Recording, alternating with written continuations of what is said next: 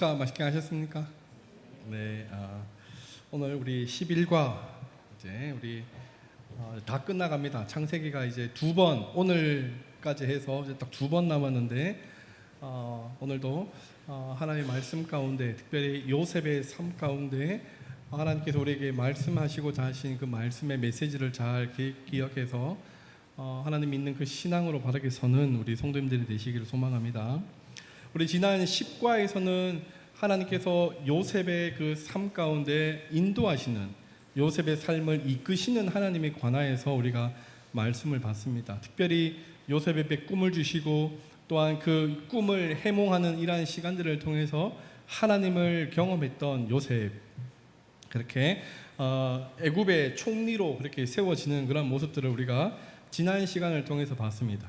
17세의 그 소년이 형들에 의해서 팔려갔지만 30세에 애굽의 총리가 되어지는, 왕의 인장 반지를 손에 끼게 되는 총리로서, 2인자로서 이렇게 높임을 받는 그런 요셉의 모습을 우리가 지난 10과를 통해서 우리가 확인을 했고, 오늘은 이제 11과 요셉과 요셉의 형들과의 그런 용서와 화해, 그리고 야곱의 가족들이 이제 애굽으로 정착하는 그런 과정을 오늘 우리가 11과를 통해서 보게 될 것인데, 우리가 많이 들어봤던 그런 본문입니다. 사실은 많이 알고 있는 본문이지만 또 그만큼 우리가 많이 알고 있기 때문에 그냥 설렁설렁 그렇게 넘어가는 그런 일도 사실은 이 본문 가운데 읽을 때마다 그런 게 있거든요. 내가 알고 있는 그것으로만 이 말씀을 그냥 이렇게 보기 때문에 그 말씀 깊이 하나님께서 어떻게 역사하시는지를 잘 캐치를 못하는 그런 부분들이 참 있긴 있습니다. 그래서 오늘 우리가 이게 하나씩 보면서 하나님께서 어떻게 그렇게 역사하시는지를, 사람을 기준 삼아서 본문 말씀을 해석하지 마시고 하나님을 기준으로 본문 말씀을 보시면서 하나님의 이끄심이 어떠한 모습인지 관하여서 우리가 좀 확인할 수 있는 그런 시간들이 되어지길 바랍니다. 그 전에 광고 하나만 하고 가겠습니다. 우리 6월 23일, 24일 우리 유초동부가 여름 성경학교 강습회를 가게 됩니다. 돌아오는 금요일, 토요일입니다. 그래서 우리 많이 기도해 주시고, 가장 먼저 우리 강습회로 유초동부가 먼저 그렇게 움직이니까 우리 유초동부를 위해서, 우리 교사들을 위해서, 또 우리 전도사님을 위해서 많이 기도해 주시면 감사하겠습니다. 자, 제가 본문의 위치 읽어드리겠습니다. 창세기에는 화해하는 이야기로 가득하다. 앞에서 우리는 야곱이 에서와 화해하는 이야기를 보았다. 창세기 42장부터 47장에서 우리는 요셉이 형제들과 화해하고 아버지와 재회하는 모습을 보게 된다. 이 이야기는 지하 감옥에서의 요셉의 경험이 가져온 마지막 결과물을 비롯하여 요셉의 생애에 지속되는 하나님의 은혜의 역사를 보여준다. 이 단락에서 묘사하고 있는 이집트로의 여행은 창세기 15장 12절로 16절에서 하나님이 아브라함에게 하신 약속의 대략적인 성취이며 출애굽기를 위한 새로운 무대를 제공하는 것이기도 하다. 그래서 오늘 그 11과의 본문인 창세기 42장부터 47장의 내용에 이르기까지 그렇게 꽉 막혀 있었던 뭔가 이런 불편한 관계들이 다 해소가 되고 새로운 시작, 그것을 알리는 그러한 전환점이 되어지는 그러한 본문이다라는 사실을 여기에서 말하고 있는 것이죠. 그리고 이것은 하나님께서 아브라함에게 약속하신 창세기 15장에서 말씀하신 그 말씀을 이루시기 위한, 하나님께서 어떤 약속을 하셨냐 하면 4대 만에 너희가 돌아올 것이다 라는 이 말씀을 하시는데, 당시 구약적인 개념에서 한 세대는 100년입니다. 지금 우리는 30년, 40년이라고 그렇게 이야기를 하지만 성경에서는 100년을 보고 있는데, 이 4대 만에 돌아오는, 이게 출애굽 시대, 애굽에서 그렇게 살던 시기에서 출애굽하는, 하나님께서 약속하신 젖과 꿀이 흐르는, 하나님께서 보여주신 그 땅으로 가는 그 시작점에서 왜 이스라엘이 애굽에서 시작을 하는지에 관하여서 보여주는 배경이 되는 그런 말씀들이 오늘 본문으로 그렇게 기록이 되고 있다는 그런 의미입니다. 그래서 오늘 본문으로서 우리가 보게 되는 것은 요셉의 형제들이 애굽에 정착하는 모습들을 그 배경들을 우리에게 알려주는 그런 본문들입니다. 이미 요셉은 정착을 했습니다. 정착을 해서 애굽의 총리로서 그렇게 높은 지위를 가지고 있는 자로서의 삶을 살아갔고, 요셉을 통하여서 그 기근이 들어있던 그 땅에 살고 있던 아버지 야곱과 야곱의 형제들이 이제 풍족한 애굽에서 정착하게 되어지는 그러한 일련의 과정들을 오늘 본문을 통해서 우리가 그렇게 보게 될 것입니다. 혹시 이 예습 다 하셨죠? 네. 혹시 그 성경을 읽어 보셨죠? 네, 뭐 더 이상 묻지는 않겠습니다. 네. 이 본문을 보면 요셉과 요셉의 형제들의 이 관계 속에서 3번 왔다 갔다 하는 것들이 있거든요. 처음에 우리가 먼저 이 이야기를 하기 전에 요셉이 바로의 꿈을 해몽하는 것을 우리가 지난주에 우리가 확인을 했습니다. 그 바로의 꿈의 내용이 뭐였죠?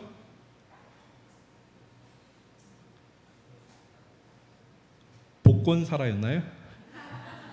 바로가 꾼 꿈에 요셉이 어떻게 해몽을 했죠? 7년 뭔가 나왔습니다.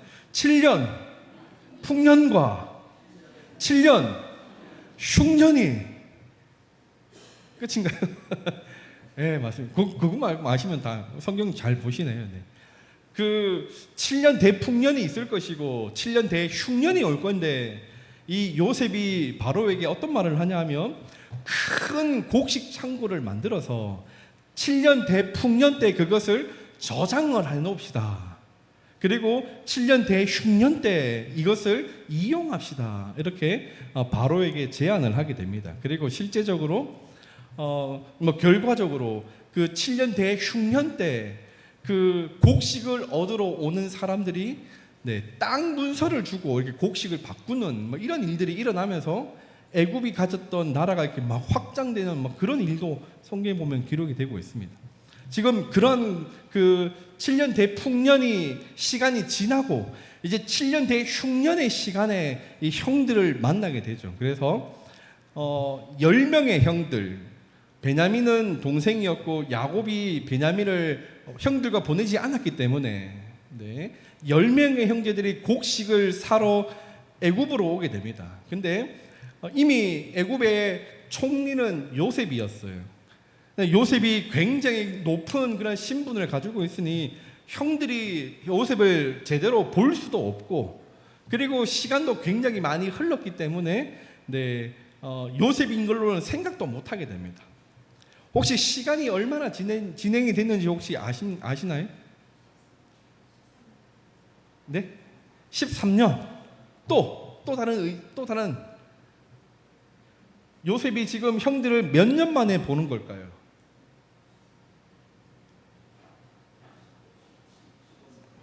15년. 또 선물을 하나 꺼내. 자, 이제 숫자 더하기 합시다. 17세에서 요셉이 팔려가서 30세에 총리가 됩니다. 그러면 여기는 몇 년이죠? 13년. 여기는 13년이에요. 그리고 대풍년의 시간이 얼마나 지났죠? 7년이 지났어요. 그리고 형들이 왔어요. 그럼 몇 년 만에 보는 거죠? 20년 만에 보는 거예요. 근데 성경에서 이 숫자는 참 재미있는 것이 반복이 됩니다. 그 야곱이 형 에서를 몇 년 만에 봤죠?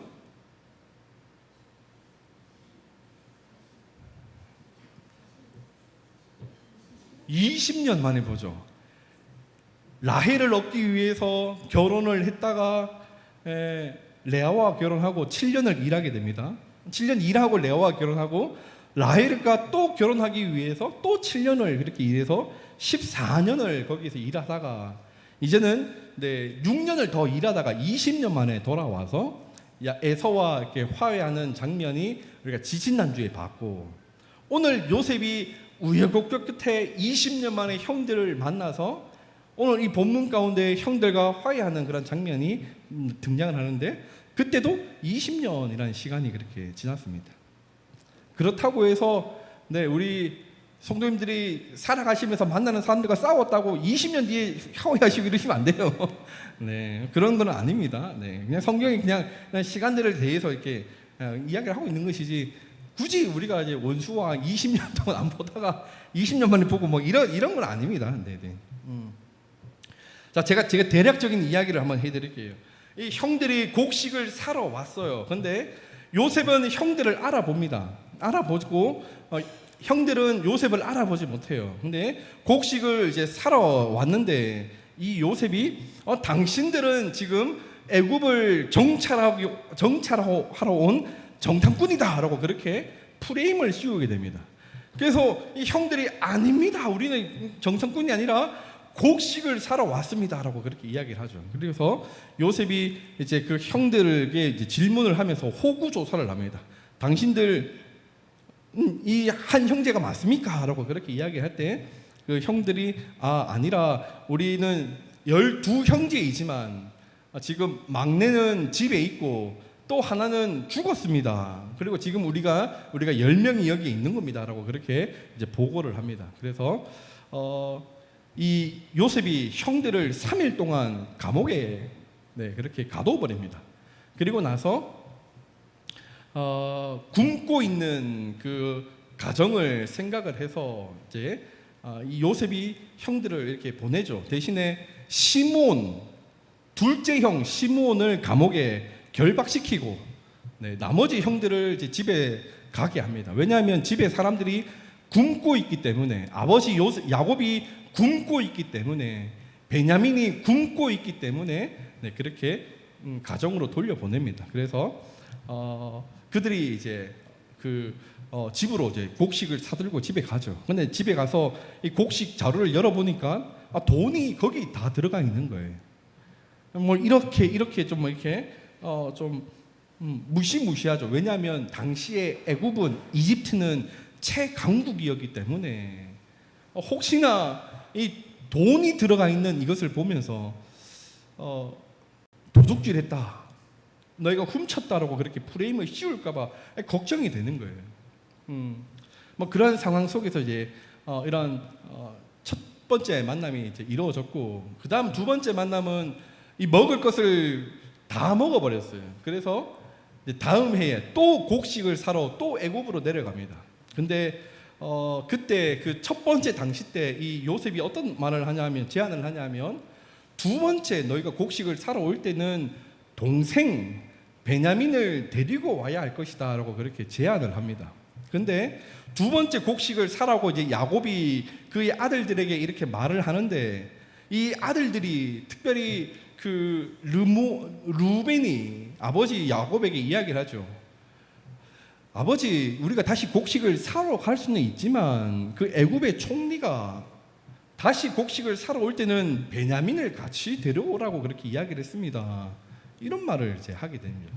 야곱이 베냐민을 내어줬을까요? 안 내어줍니다. 절대로 갔다 오라고 이야기하지 않아요. 왜냐하면 이 베냐민은 야곱의 동생이고 야곱이 사랑했던 라헬의 아들이었기 때문에, 그래서 첫 번째 그 곡식을 사러 사서 오라고 할 때에도 베냐민은 보내지 않았던 겁니다. 사랑하는 여인의 아들이었기 때문에, 마치 요셉이라고 이 베냐민을 생각했기 때문에 베냐민을 보내지 않아요. 그럴 때 그때 루벤이 뭐 이런 말을 하죠. 내 아들 2명이 있는데 아들 2명을 내가 베냐민을 데리고 못 오면 내 아들을 죽이십시오. 막 이렇게까지 이야기를 합니다. 루벤이. 그리고 이러한 그 루벤의 그 결심 가운데 이제 그 야곱이 베냐민을 같이 보내죠. 그리고 두 번째 곡식을 사러 온 11명이 모여 있는 그 장소에서 야곱이 다시 등장을 하고 곡식을 줍니다. 곡식을 주는데 그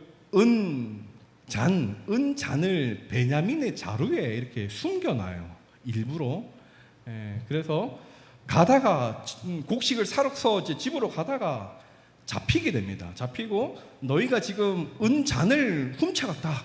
막 이렇게 풀어보다가 베냐민의 자루에서 그 은잔이 나오니까 베냐민을 다시 잡아가는 거예요. 잡아가고 이 아이를 찾으려면 너희 아버지를 데리고 오라. 막 이런 말들을 하면서 이제 세 번째 이제 그렇게 야곱까지 포함된 야곱의 전체 가족이 요셉과의 만남이 첫 번째, 두 번째, 세 번째의 그런 만남들 속에서 이제 그렇게 오늘 본문이 그렇게 이루어지고 있습니다. 그래서 우리 96쪽에 한번 보시면 흉년이 이스라엘의 아들들을 다시 이집트로 내몰았다. 아브라함이 기근으로 인해 이집트로 내려가고 이삭도 이집트로 향했던 것처럼 이스라엘의 아들들 또한 흉년이 들자 곡식을 구하기 위해 이집트로 향한다. 형제들이 자기들에게 절하게 될 것이라는 요셉의 꿈은 창세기 42장 6절에서 이루어진다. 창세기 42장에서 44장을 읽어라. 그리고 과거의 고통과 상처가 각 인물들에게 어떤 영향을 주는지 적어보라. 이건 사실 본문을 읽어봐야 되는데 제가 간단하게 말씀드리면 야곱 또는 성경에서는 이스라엘로 불리는 이 야곱에게는 여전히 자녀를 편애하는 그러한 모습이 남겨져 있는 것을 보게 됩니다. 그는 일전에 요셉을 편애해서 요셉에게 채색 옷을 입히고 요셉을 그렇게 애지중지 키웠던 그러한 편애함이 요셉이 죽었다고 생각한 그 이후에 베냐민에게 그렇게 옮겨져서 베냐민을 그렇게 편애하는 그런 모습들, 여전히 자녀들을 편애하는 모습들이 야곱에게는 있게 됩니다. 그리고 이것이 나중에 형들이 베냐민을 데리고 가야 곡식을 살 수 있습니다라는 이 말을 들었을 때 이 야곱이 또 이 베냐민을 잃을까봐 그런 트라우마에 빠져가지고 굉장히 불안한 그런 모습들이 이 본문 가운데 그렇게 잘 기록이 됩니다. 그리고 요셉은 이런 그 형들이 자기에게 와서 절하는 그런 모습들을 그렇게 실제로 눈으로 보면서 자기에게 하나님께서 자신에게 주신 그 꿈이 성취가 되었다는 이러한 그러한 것을 확인을 하고 지난날의 그 세월들 가운데 형님들에게 팔려서 미디안의 상인들에 팔려가지고 애굽의 보디발의 그 집에 종으로 그렇게 팔렸던 일, 그리고 자신이 열심히 그렇게 일해서 가정 총무가 되었는데 보디발의 아내를 통하여서 감옥에 가는 일, 그리고 감옥에서 또 열심히 일해서 이렇게 간수의 그런 신임을 받고 또 그 일에서 열심히 그렇게 해서 술 맡은 관원장을 통해 그를 복직이 시켰는데 그 술 맡은 관원이 만 2년 동안 요셉을 잊고 살아서 그 실족함의 그 시간들, 이런 시간들이 이렇게 막 지나가면서 지난날의 그 삶들을 그렇게 돌아보는 그런 시간들이 분명 있었을 것입니다. 그리고 요셉이 이런 형들을 시험하는 이런 모습들을 통해서 형들이 바뀌었는지 바뀌지 않았는지 뭐 이런 것들을 확인하는 그런 모습들이 이 본문 가운데 잘 기록이 됩니다. 그리고 두 번째 또 세 번째 이 루벤은 사실은 첫 번째 그 요셉을 형들이 죽이려고 했을 때 우리가 요셉을 죽이지 말자라고 제안했던 사람이 루벤이었는데 이 루벤이 정말 그때보다 더 충직한 그런 모습이 되어서 이 베냐민을 내가 데리고 못 오면 아버지께서 내 두 아들을 그렇게 죽이십시오라고까지 말하는 그러한 모습으로 이 루벤이 이렇게 세워지는 것들을 보게 됩니다. 그 42장 창세기 42장 21절 22절 한번 읽어볼까요? 창세기 41장 21절 22절입니다. 우리 같이 한번 읽어보겠습니다. 시작. 그들이 서로 말하되 우리가 아우의 일로 말미암아 범죄하였도다. 그가 우리에게 애걸할 때에 그 마음의 괴로움을 보고도 듣지 아니하였으므로 이 괴로움이 우리에게 임하도다. 루벤이 그들에게 대답하여 이르되 내가 너희에게 그 아이에 대하여 죄를 짓지 말라고 하지 아니하였더냐. 그래도 너희가 듣지 아니하였느니라. 그러므로 그의 핏값을 치르게 되었도다 하니. 이 루벤이 자신의 그 지난 날의 그 잘못을 관하여서 인정을 하고 잘못했다라고 이런 어려움이 우리에게 주어지는 것은 당연한 일이라고 그렇게 인정하는 모습이 여기에서 보면 잘 기록이 되고 있습니다. 근데 재미있는 것은 21절에 보면 그가, 여기서 말하고 있는 그가는 요셉입니다. 요셉이 구덩이에 빠져 있을 때 그가 우리에게, 여기서 말하는 우리는 10명의 형들을 이야기합니다. 그가 우리에게 애걸할 때에 그 마음의 괴로움을 보고도 듣지 아니하였으므로, 성경에는 기록이 되고 있지 않지만 그 루벤이 죽이지 않고 그 구덩이에 그렇게 빠뜨리고 가두었을 때 요셉이 그 밑에서 막 그 괴로움으로 살려달라고 막 그렇게 막 애완복구를 했던 것 같아요. 근데 그 형들이 그것을 듣지 않고 그냥 그대로 내버려 두는 것이거든요. 그리고 나중에 유다가 그 미디안 상인이 오는 것을 보고 그 상인에게 요셉을 팔아넘기는 그런 일들이 창세기 보면 기록이 되고 있는데, 그때 우리가 잘못했던 그 일들이 지금 우리가 당하고 있다. 지금 애굽의 총리를 통하여서 이런 어려움들이 우리에게 온 것은 우리가 지난날 잘못했기 때문에 그렇게 우리에게 온 것이다라고 그렇게 루벤이 이야기를 하고 있다는 것입니다. 그래서 이 루벤의 말을 통하여서 루벤이 지금 지난날의 잘못, 그 죄를 회개하는, 고백하는 그러한 모습으로 이렇게 기록이 되고 있는 것을 보게 되는 것이죠. 그리고 이 유다는 요셉을 팔자 해서 팔아버린 사람입니다.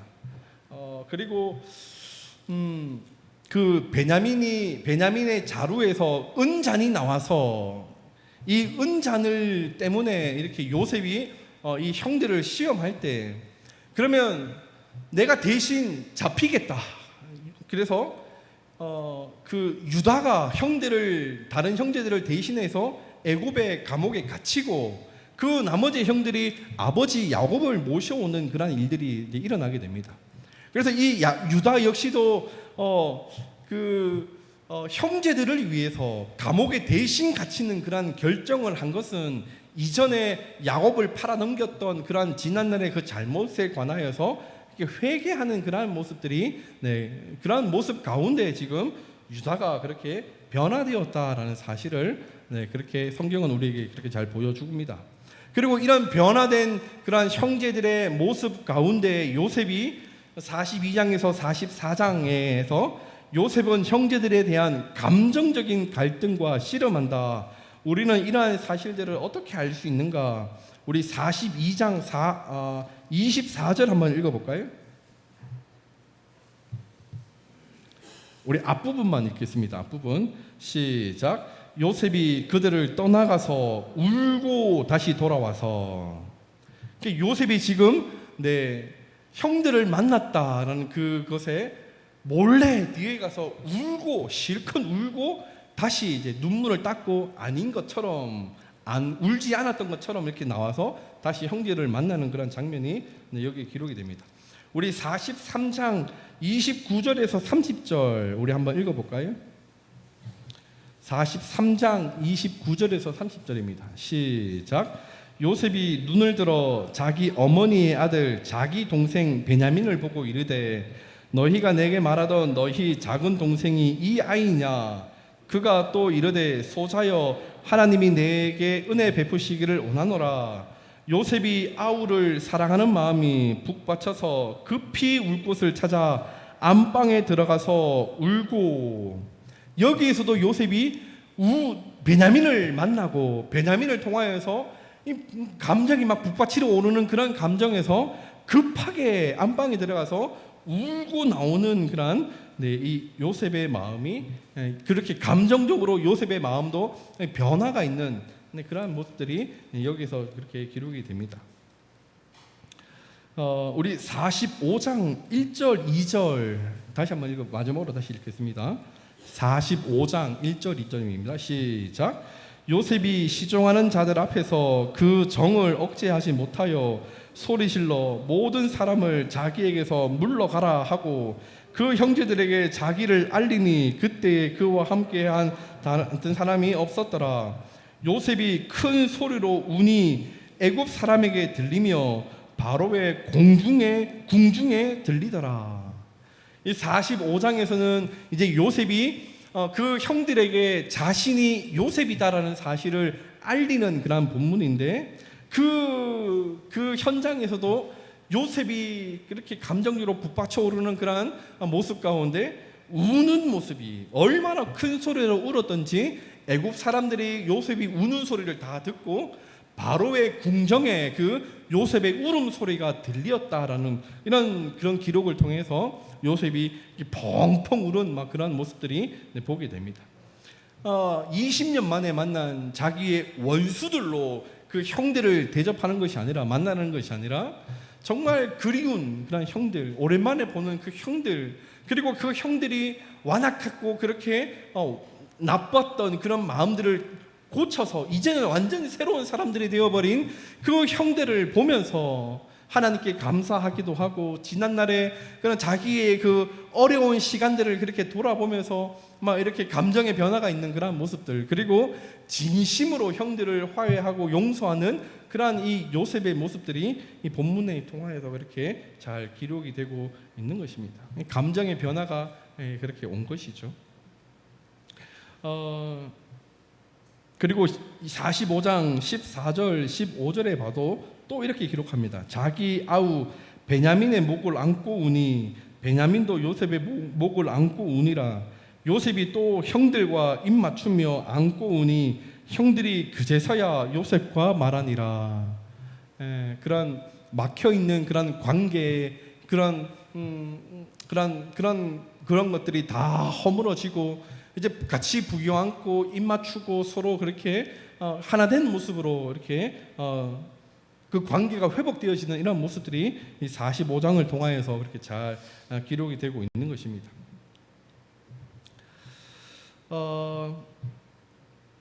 요셉이 형들을 만나고 형들에게 이야기하는 자신의 그 지난날의 시간을 이야기하는 본문이 45장 4절부터 8절에 이르기까지 그렇게 기록이 되고 있는데 이것은 요셉의 신앙이 어떤 신앙인지에 관하여서 명확하게 우리에게 알려줍니다.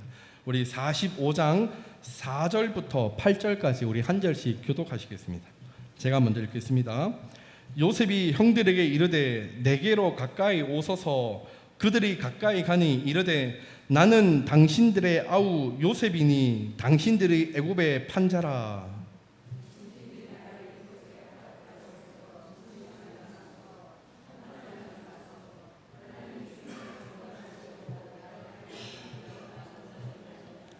이 땅에 2년 동안 흉년이 들었으나 아직 5년은 밭갈이도 못하고 추수도 못할지라.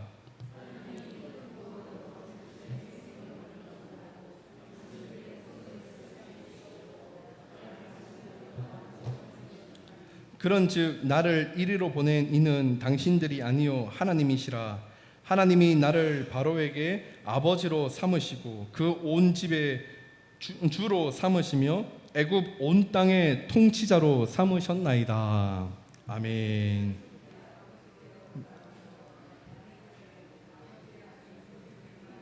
아멘.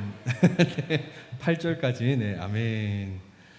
이 요셉이 형들에게 말하고 있는 것은 당신들이 나를 팔았다고 해서 근심하지 마소서, 한탄하지 마소서. 당신들이 팔아서 내가 애굽에 온 게 아니라 하나님이 나를 당신들보다 먼저 보내서 당신들의 생명을 구원하고자, 당신들의 후손을 구원하고자 나를 먼저 이곳에 보내셔서 정착하게 하신 것입니다 라고 지금 요셉이 형들에게 이야기를 하고 있는 겁니다. 이 요셉이 형들에게 말하고 있는 그 하나님은 이끄시는 하나님의 그 섭리와 주권을 인정하며 하나님이 모든 것을 이미 다 알고 계셨고 그 과정들 속에서 나를 먼저 이곳에 보내신 것이니 걱정하지 마십시오. 우리는 여전히 한 형제입니다라고 이야기를 하고 있는 거예요.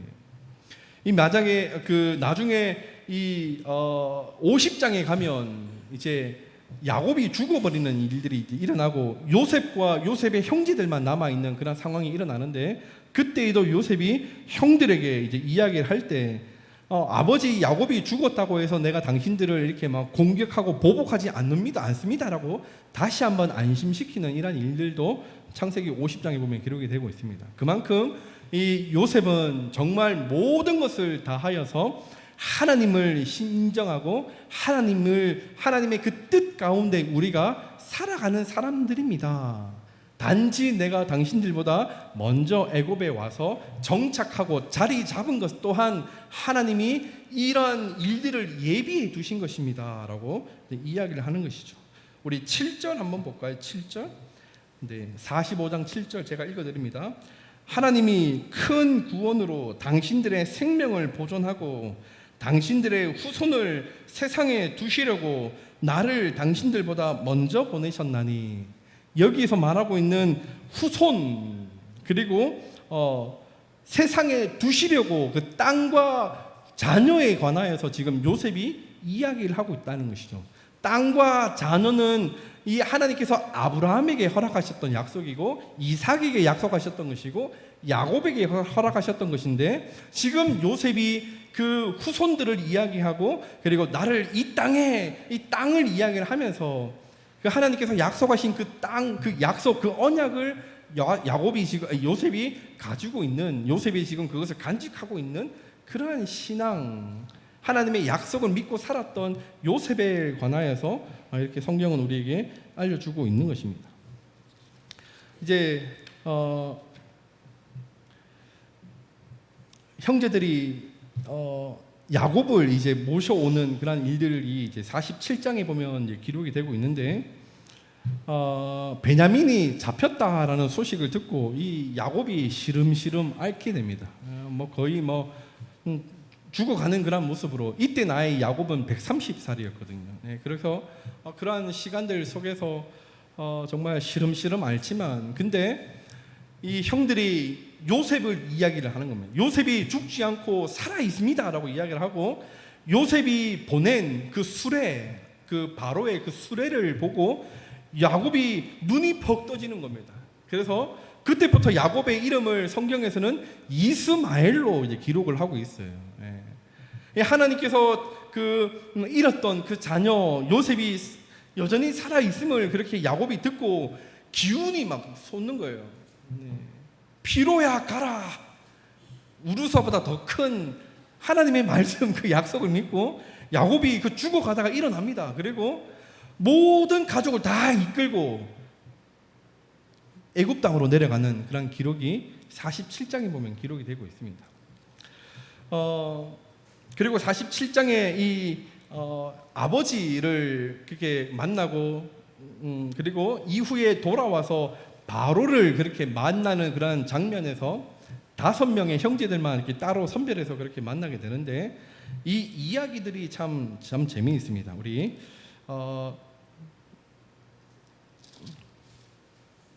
우리 47장 1절부터 12절 우리 빠르게 교독하겠습니다. 7절부터 12절 제가 먼저 읽을게요. 요셉이 바로에게 가서 고하여 이르되 내 아버지와 내 형들과 그의 양과 소와 모든 소유가 가나안 땅에서 와서 고센 땅에 있나이다 하고, 바로가 요셉의 형들에게 묻되 너희 생업이 무엇이냐? 그들이 바로에게 대답하되 종들은 목자이온데 우리와 손조가 다 그러하니이다 하고,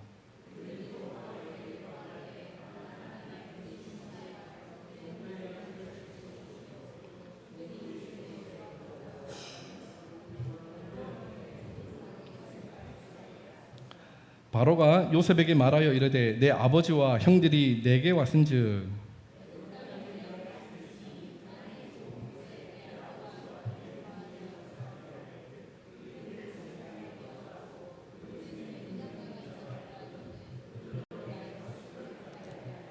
요셉이 자기 아버지 야곱을 인도하여 바로 앞에 서게 하니 야곱이 바로에게 축복하매 야곱이 바로에게 이르되 내 나그네 길의 세월이 130년이다. 내 나이가 얼마 못되니 우리 조상의 나그네 길의 연조에 미치지 못하나 험악한 세월을 보내었나이다 하고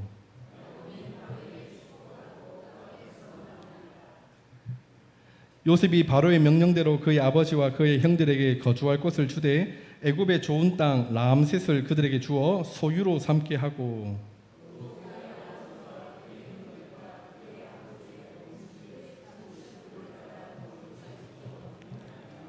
아멘. 지금 아버지 야곱과 11명의 형제와 요셉이 바로를 만나는 그런 장면입니다.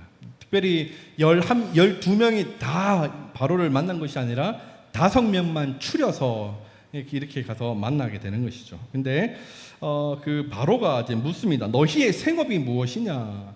그러자 그들은 지금까지 목자로서 그렇게 양을 치며 뭐 이렇게 가축을 치며 살았습니다라고 이제 이야기를 하고 그 형들이 우리가 계속 우리 조상들 때부터 이 가업으로 우리가 가지고 있으니 우리가 이 애굽에서도 목자 일로 그렇게 살고 싶은데 좋은 땅을 우리에게 좀 주시면 좋겠습니다라고 그렇게 이야기를 합니다. 그때 바로가 그러면 너희가 원하는 대로 고센 땅을 너희가 가져라. 거기에 가서 살아라라고 해요. 이 고센 땅을 따로 떼서 이제 받게 됩니다. 거기에서 이제 이 야곱의 가족들이 이제 정착을 하게 되죠. 야곱의 가족들이 70명, 뭐 다른 성경에서는 또 다르게 표현한 분도 있지만 이렇게 70명이 그 장소에서 그렇게 거주하게 됩니다. 그리고 이제 바로가 또 한 가지 제안을 하는데 뭐냐 하면 너희의 형제들 중에서 능력이 있는 사람이 있으면 그 사람들이 내 가축을 그렇게 쳐라, 내 가축을 관리해라, 신하의 관직도 주게 되는 겁니다. 요셉의 형제들에게 이 애굽에서의 그런 관리직을 맡을 수 있도록 오늘날로 따지면 농산물 장관이 있나요? 하여튼 그런 관리직을 높은 그런 지위를 여기까지만 하겠습니다. 그런 것을 맡기게 되는 거죠. 그리고 이제 야곱을 이제 바로가 이제 만나게 되죠. 근데 이 바로가 야곱에게 나이가 어떻게 되냐고 묻습니다. 여기서 말하고 있는 나이는 너 몇 살 먹었어라고 이렇게 말하는 게 아니라 험악한 오랜 세월을 살던 그 어르신들을 향한 존경입니다. 네, 내가 한 130살 살았어라고 하면 이야 130이나 사셨군요. 당신의 삶이 정말 복된 인생입니다. 이런 축복의 메시지로 나이를 묻는 거거든요. 너 몇 살이야? 뭐 이렇게 막 싸우려고 하는 우리 그런 문화와는 전혀 다른 개념입니다. 그래서 바로가 몇 년을 사셨습니까? 이야기할 때 내 나이 130년이지만 우리 조상들의 연수에는 못 미칩니다. 하지만 나는 험악한 세월을 살아왔습니다. 그렇게 지금 바로에게 야곱이 그렇게 이야기를 하고 야곱이 대뜸 바로에게 축복을 해버립니다. 우리가 지난날 그런 야곱의 인생을 보면 그 축복권을 빼앗기 위해서 쟁취하기 위해서 형을 속이고 아버지를 속였어요. 기억나시죠? 네. 야곱은 언제나 자기 소유를 위해서 그렇게 살아왔던 사람들입니다. 그것을 가지기 위해서 7년을 더 일하고 라헬을 취해야 되는, 그래서 이 야곱은 자기가 좋아하는 것은 무조건 얻어야 하는 그런 사람으로 그 방법이 굉장히 교묘하고 속이는 그런 방법도 그렇게 거리낌 없이 그렇게 사용했던 인물이 바로 야곱입니다.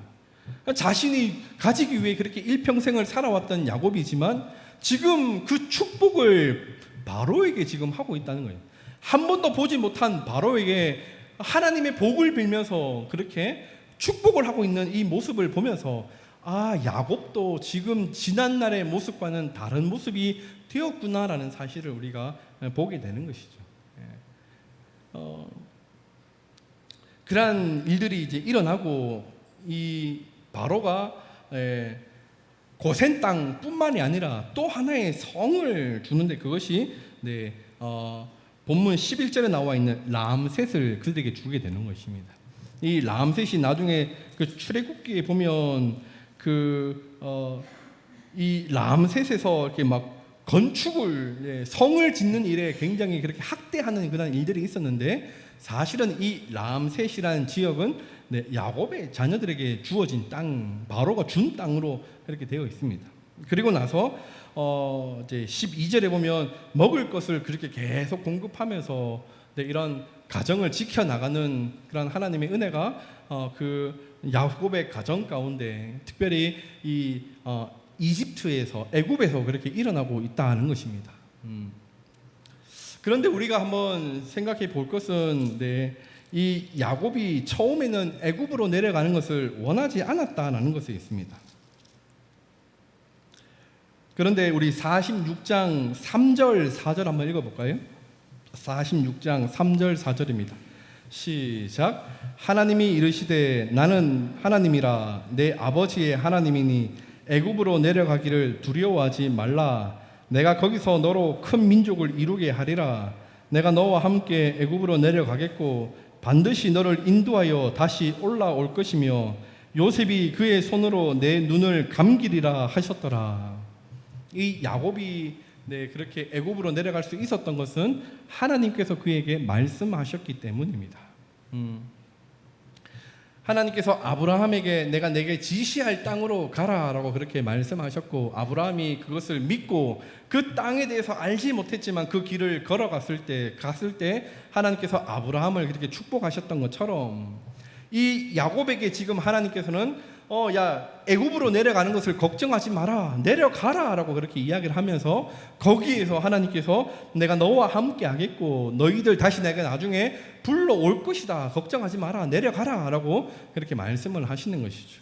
그래서 이제 이 하나님께서 그 아브라함에게 약속하셨던 그런 하늘의 별처럼 바다의 그런 모래알처럼 그런 많은 그런 자녀들에 대한 약속을 해 주시잖아요. 그 약속이 어디에서 성취가 되냐 하면 이 가나안을 떠나서 애굽에 정착하는 그 400년의 시간들 속에서 이제 1차적으로 그렇게 번성이 되게 되는 겁니다.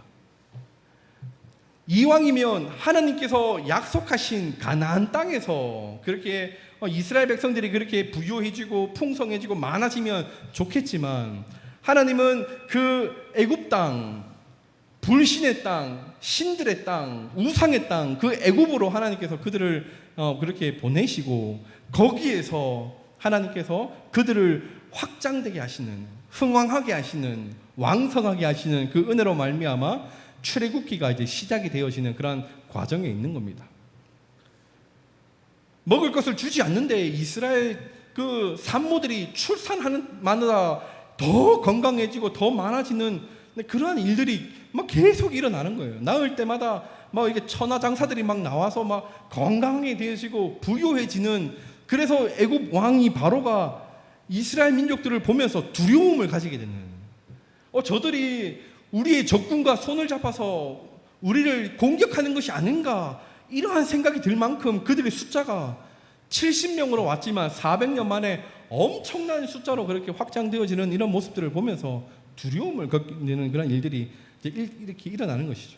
그런데 우리가 한번 생각해 볼 것은 왜 하나님께서 애굽 땅을 선택하셨냐는 것입니다. 어떻게 생각하세요? 하나님께서 왜 애굽 땅에서 이스라엘 백성들을 그렇게 복되게 하시고 그렇게 부유하게 하셨을까요? 뭐 때문에라고 생각하십니까? 네? 예. 그러실 수 있죠. 네. 첫 번째는 1차적으로 그 애굽이라는 곳이 부유한 땅이었기 때문에, 나일강의 그 범람 가운데 곡식이 많았기 때문에 이 성경에서 애굽은 항상 먹을 것이 많은 곳으로 그렇게 비유로 그렇게 표현이 됩니다. 그래서 이스라엘 백성들이 비록 적은 숫자이지만 그렇게 먹는 일에 전혀 부족함이 없는, 왜냐하면 가나안 땅은 광야 지대가 많기 때문에 이른 비와 늦은 비, 언제나 그 비 때문에 물 때문에 그렇게 시험 받던 지역이 거기이기 때문에 하나님께서는 이 애굽에서 그렇게 그들을 그렇게 먹이시고 재우시면서 그렇게 확장을 시키십니다. 그리고 그것뿐만이 아니라 두 번째는 이렇게 그 가나안 땅 밖에서 하나님의 백성들을 그렇게 지키시고 그리고 또 이렇게 부요하게 하시면서 세우시는 것은 신약 시대를 미리 예비해 두시는 것이죠. 가나안 시대, 구약 시대면 언제나 예루살렘으로 가서 거기에서 성전 안에서 예배를 드려야 됩니다. 언제나 이렇게 돌아와야 되죠.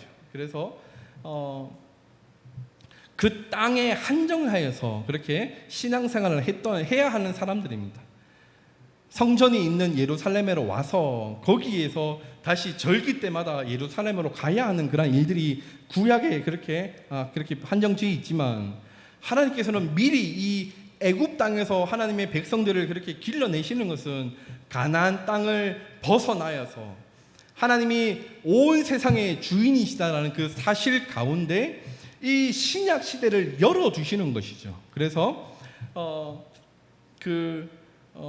하나님의 그 자녀들이 살아가는 그 모든 삶의 자리에서 하나님을 예배할 수 있는 것, 그것과 더불어서 또한 아브라함의 혈통적인 그러한 자녀들만이 하나님의 백성이 아니라 하나님의 신앙을 고백하는 모든 사람들, 이 땅에 살아가는 모든 사람들이 다 하나님의 자녀다라는 사실을 이러한 사건을 통해서 미리 우리에게 보여주시는 것입니다. 원래는 이것이 바울을 통하여서 세계 선교가 일어나면서 이제 거기에서 교회가 세워지고 거기를 통하여서 하나님의 그 역사하심이 땅 끝까지 이루는 그러한 일들이 일어나게 되지만 구약에서 미리 하나님께서 이러한 애굽을 사용하시면서 그곳에 가나안 땅이 아닌 그곳에서 하나님이 이스라엘 백성들을 그렇게 길러내시고 보호하시고 지켜내시는 이러한 이야기를 통하여서 하나님의 나라가 그렇게 세워진다라는 사실들을 성경의 그러한 전체적인 그러한 내용들을 우리에게 보여주는 것입니다. 그래서 장소에 얽매이지 않고 어떠한 그러한 형식에 얽매이지 않고 하나님 중심으로 그렇게 세워지고 하나님 중심으로 모이는 그것이 참된 교회다라는 사실을 이렇게 보여주시는 것이죠. 이러한 고백이 사실은 그 사도행전 7장에 보면 스데반의 설교를 통하여서 계속 이제 흘러나오는 스데반의 설교의 주제와 똑같은 그러한 것입니다. 하나님께서 그렇게 사랑하시고 하나님께서 그렇게 선택하시고 그래서 선택받은 백성이 바로 하나님의 자녀들이라는 사실. 그래서 유대인들 너희들만 그렇게 율법 가운데 거하면서 너희만 하나님의 자녀라고 말할 수 없다라고 이야기를 하며 이 하나님의 복음이 이방인들에게도 그렇게 열려져 있고 하나님의 구원이 이방인들에게도 그렇게 선언이 되었다는 사실이 그 스데반의 그 설교의 주제인데 이러한 모든 것이 다 이러한 개념 속에서 하나님께서 애굽을 통하여서 그 애굽 가운데 하나님의 백성들을 그렇게 길러주시고 보호하시고 그렇게 자라가게 하시는 이러한 모든 일련의 그 내용들을 통하여서 다 그렇게 이야기를 하고 있다라는 사실을 성도님들이 기억하시면 될 것입니다. 우리가 오늘 이 본문을 통하여서 우리가 기억해야 될 것은 한 주를 살아가면서 우리 성도님들이 꼭 기억해야 될 것은 우리가 하나님을 사랑하면 또한 우리가 이웃을 사랑하는 그런 모습으로 살아가야 된다는 사실입니다. 아버지의 원수 20년을 기다렸다. 아버지의 원수 30년을 기다렸다. 그렇게 복수하기 위해 살아가는 목적이 되어서는 안 된다는 사실을 우리 성도님들이 기억하시고 내가 받은 은혜와 사랑 그것을 흘려보내면서 때로는 그런 감정적인 그런 눈물로 해소하면서 그런 모든 그런 뭉쳐있는 그것들을 다 뚫어내시고 그렇게 하나님의 사랑을 흘려보내시는 우리 성도님들이 되시기를 소망합니다. 또한 우리가 그렇게 하나님 나라 가운데 우리가 세워질 것을 우리가 기대하며 우리 교회가 그렇게 하나 되어지고 우리 교회가 하나님 앞에 그렇게 세움을 받고 우리 모든 교회가 그렇게 하나님 은혜 가운데 그렇게 그 기근 속에서도 하나님의 은혜로 말미암아 먹고 마시고 자라는 함께 행복한 그런 시간들을 그런 보낼 수 있는 그런 공동체가 되기 위해서 우리 성도님들이 많이 기도해 주시고, 특별히 그 육체의 그 질병 가운데 있는 분들을 그렇게 품으시고 그들을 다가가시고 그들을 위로하시고 독려하시면서 하나님의 사랑을 그들에게 그렇게 흘려보내며, 그 메말라 버린 그 상황 가운데 어려워서 정말 그 껍데기만 가득한 그런 바짝 마른 땅들처럼 생명이 전혀 찾아볼 수 없는 그들에게 하나님의 그 말씀으로 사랑으로 그들에게 그 생명수 강을 이렇게 흘려보내는, 나를 통해서 하나님의 생명수 강이 그들에게 흘러가는 그런 일들이 우리 성도님들이 하루에 한 주의 삶 가운데 계속해서 그렇게 이루어질 수 있기를 소망합니다. 그래서 우리 다음 주에 오실 때는 한 손에 한 명만 이렇게 들고 가고요. 죄송합니다. 같이 손잡고 그렇게 같이 예배로 나오시면 얼마나 아름답고 좋겠습니까? 네, 아멘. 네. 그리고 우리 내일부터 이제 특세가 있으니 특세 가운데 우리가 기도 많이 해서 하나님 나의 입술을 지혜롭게 하시고 내 발걸음을 아름답게 하셔서 복음 전할 수 있는 그런 시간들, 나의 구원의 전도 대상자를 만날 수 있도록 하나님 내 발걸음을 인도해 달라고 그렇게 기도하면서, 내가 하는 것이 아니라 하나님의 은혜 가운데 오직 성령이 너에게 임하시면 너희가 권능을 받고 여기서부터 전도가 이제 시작이 된다는 사실을 우리가 기억하고, 우리 한 주간 열심히 우리가 그렇게 기도하면서 그렇게 나아갈 수 있기를 소망합니다. 기도하겠습니다. 하나님 감사합니다. 오늘도 하나님 이 시간을 통해서 우리가 말씀을 함께 나눌 수 있도록 인도해 주시니 감사합니다. 땅에서 묶이는 자는 하늘에서도 묶이고 땅에서 풀면 하늘에서도 풀리는 하나님의 그 법칙을 하나님 우리가 기억을 하여서 아버지 하나님 한 주간 살아갈 때 사랑하게 하시고 또한 용서할 수 있게 하시고 또 그 하나님의 은혜로 하나 되어지는 그런 귀한 시간들이 되어질 수 있도록 인도하여 주시옵소서. 특별히 하나님 간절히 기도하는 것은 우리가 전도하면서 아버지 하나님 우리 예배 가운데 우리가 믿고 우리가 사랑하는 하나님을, 예수님을 우리 믿지 않는 자들에게 증명하며 보이며 하나님 그렇게 주님을 전할 수 있는 그러한 시간들을 우리가 갖기를 원하오니, 하나님 다음 주에 있을 우리 전도 축제, 새생명 축제를 하나님 축복하시고 또한 그 행사를 위해 한 주간 열심히 준비하고 또 열심히 기도하고 또 열심히 그렇게 만나면서 복음을 제시할 우리 모든 사랑하는 성도들을 하나님 축복하시며 그들과 함께하여 주시옵소서. 복음을 나누고 사랑을 나누고 하나님 그렇게 기도 가운데 나아갈 때 하나님 우리가 정말 그렇게 그 삶의 그 모든 묶여있던 부분에서 풀려지는 하나님 은혜로 우리가 자유롭고 평안하며 하나님의 샬롬을 누리는 그런 삶들이 되어지도록 하나님 인도하여 주시옵소서. 또한 한 주간 몸이 불편한 우리 성도들을 하나님 기억하시고 하나님 그들을 하나님 붙들어 주시며 아버지 하나님의 그 회복해 하시는 은혜를 하나님 우리가 함께 목도하기를 소망합니다. 하나님 좋은 치료를 받고 또 좋은 의사를 그렇게 만나서 좋은 치료 가운데 하나님 병이 낫게 하시며 또한 기도하며 하나님 앞에 은혜를 구할 때에도 동일한 하나님의 은혜로 병이 나아지는 그런 은혜도 하나님 허락하여 주시옵소서. 하나님의 은혜를 간절히 사모하며 살아계신 예수님의 이름으로 기도합니다. 아멘. 우리 찬송가 한 장 부르고 우리 예배를 마치겠습니다.